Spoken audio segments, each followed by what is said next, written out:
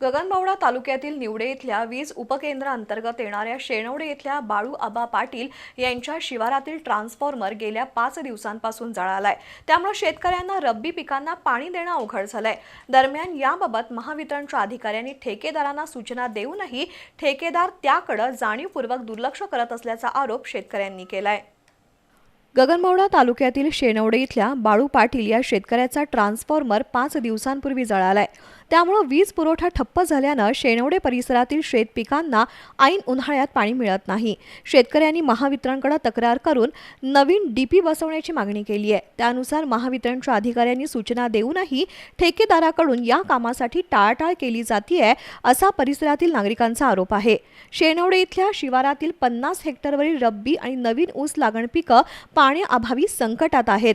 मका, भुईमूग या पिकांना पाणी देता येत नसल्यानं शेतकरी हतबल झालाय।